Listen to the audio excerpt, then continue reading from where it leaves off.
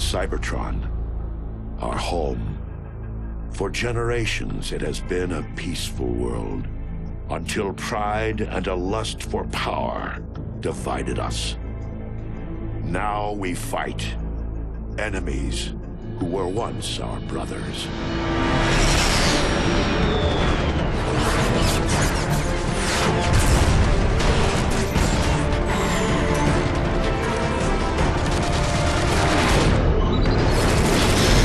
Transformers, robots in disguise. I heard that a lot growing up, but was never really interested in the franchise. It all began with a toy line in the 80s that spawned shows, films, and games. I first gained interest in the franchise when I saw clips of Transformers War for Cybertron, a game about giant robots running around shooting each other and transforming into different vehicles and aircraft. What's not to like? Developed by High Moon Studios and published by Activision, Transformers War for Cybertron was released for PC, PlayStation 3, and Xbox 360 in June 2010. I've been itching to play it for a while. Jeremy and I were looking for some LAN games to play, and we initially thought War for Cybertron supported LAN and discovered it doesn't. But we decided to play it anyway, specifically the PC version.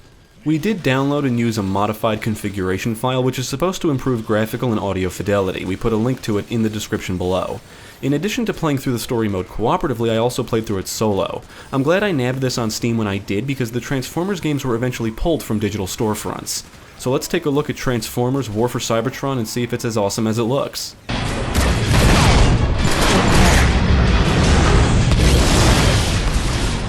Hold your course! Starscream wouldn't fight with such desperation if the legends weren't true! The story is set on the planet Cybertron, and there's two campaigns. One that revolves around the Decepticons, and the other around the Autobots. Megatron wants to return the planet to his idea of the Golden Age, and uses Dark Energon to corrupt life on the planet. In search of a key to enter the planet's core, the Decepticons launch a full-scale assault on the Autobot city of Iacon. The High Council informs Optimus of Megatron's activity, and sends him on a mission to remove Dark Energon from the planet's core. The plot isn't bad, and you'll get to play as iconic Transformers like Optimus, Megatron, Bumblebee, Starscream, Ironhide, and several others. The voice acting is often awesome and campy, with performances by Nolan North, Troy Baker, Steve Bloom, and Peter Cullen reprises his role as Optimus. Take out those sentries!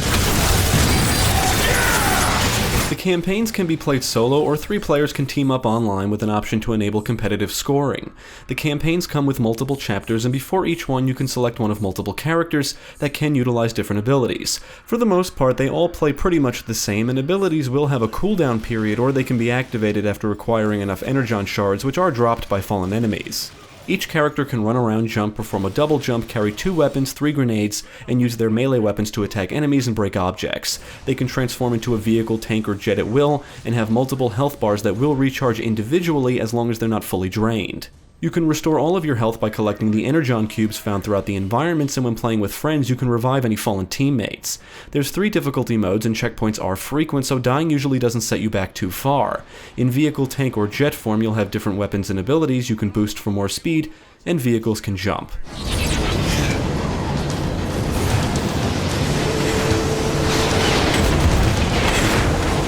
War for Cybertron plays like a typical modern third-person shooter, except there's no cover system. Each chapter has multiple objectives for you to complete. You'll have to go from point A to B, interact with things, and in some chapters you'll have to defend things, but there's always going to be enemies to shoot. This is a very action-packed game, complete with plenty of firepower, projectiles flying every which way, and tons of explosions.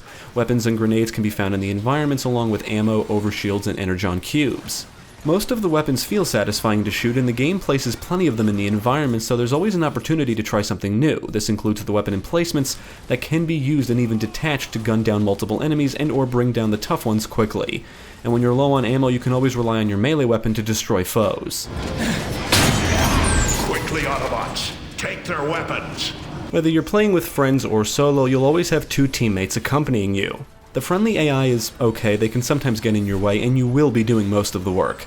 In both campaigns, you basically fight the same enemies, except they're different colors. With that said, the gameplay can feel repetitive at times, but the action is so much fun that it's hard to care. You'll shoot down flyers, cloaked baddies can move quickly and sneak up on you, some enemies can snipe you, and brutes are large, tough types with weak points on their backs. The enemies exhibit basic behavior. They run around, shoot at you, and throw grenades.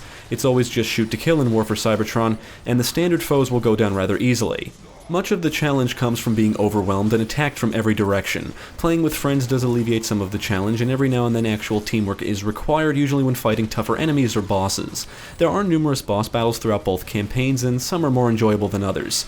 Each boss has multiple phases of attacks, and each phase is usually a checkpoint, which is good, because some phases just boil down to trial and error. Some boss attacks can kill you in one hit.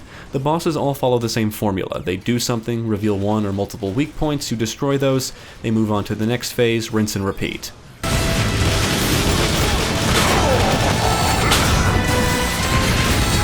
The environments are easily the biggest issue in War for Cybertron. They all look the same. It doesn't matter what campaign you're playing through, what chapter you're on, or what area you're in, the scenery never really changes. The game funnels you in specific directions, and the objective markers on your HUD will ensure you never get lost. There are numerous environmental hazards to look out for, like hazardous liquids, energy beams, explosive objects, turrets, crushers, blades, and falling off ledges to your death, among some other dangers. Battles usually take place in open areas, and there are branching paths to explore. One reason to explore to locate and destroy the hidden Autobot and Decepticon emblems or symbols that act as a form of collectibles. Another reason is to find ammo, weapons, overshields, and energon cubes. The action takes place on the ground in most chapters, but there are a couple that let you take the fight to the skies. You'll fly around and shoot down flying foes and at ground forces. Thankfully, the controls are comfortable and responsive, making these chapters a lot of fun.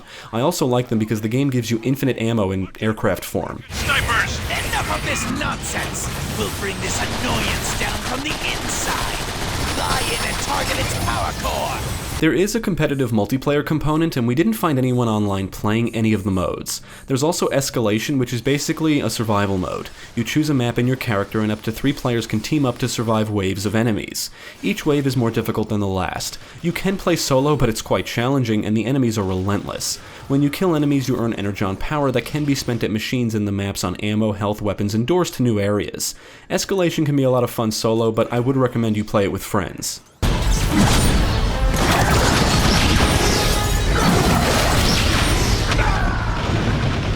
I think War for Cybertron looked pretty good for its time. We did notice blurry textures when viewed up close, but overall the game still looks decent. The animations are solid, the animations for transformations and switching weapons looks cool, explosions result in smoke flying up into the air, muzzle flashes look great, when you take damage oil will appear on the screen, and many times it's impressive to see just how much is going on at once. NPCs moving about, projectiles flying across the screen, aircraft flying around, and it all looks great. Unfortunately, the environments do all seem to look the same as mentioned before. There's very little variety in terms of scenery. The action is accompanied by a soundtrack with some kick-ass tunes, and the loud sounds of the weapons along with the screams of dying enemies makes the combat feel intense. On the technical side, characters would get stuck in the environments every now and then, and the game crashed on me once. We do have some gripes with the PC version in particular. For one thing, the frame rate is capped at 30, but you can use an FPS cap unlocker to play it at a higher frame rate. However, from what I read, there are some minor issues that come along with that, and it may not work on 64-bit devices running Windows 10. The game does support keyboard and mouse and controllers, but you cannot change the bindings in-game. You have to change them in the configuration file, which needs to be decrypted first.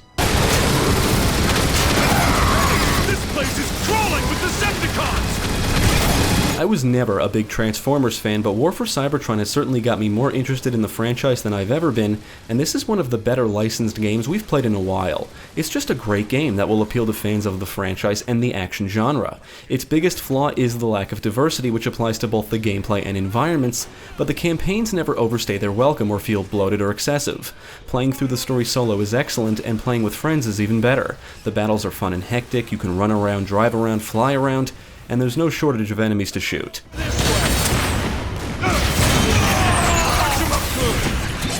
We would absolutely recommend Transformers War for Cybertron to fans of action games. It's the kind of game that can be enjoyed by those unfamiliar with the Transformers franchise. It's just a lot of fun.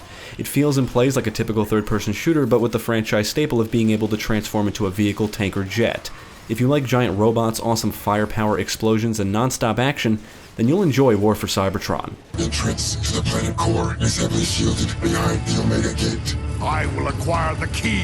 We launch a full-scale assault on Iacon immediately and wipe Zeta Prime and his pathetic Autobots off the face of the planet. Thank you for watching. If you enjoyed this video, check out the rest of our channel, follow us at the links below, and you can also support us on Patreon. If you're interested in more gaming content, check out our friends over at GameCast.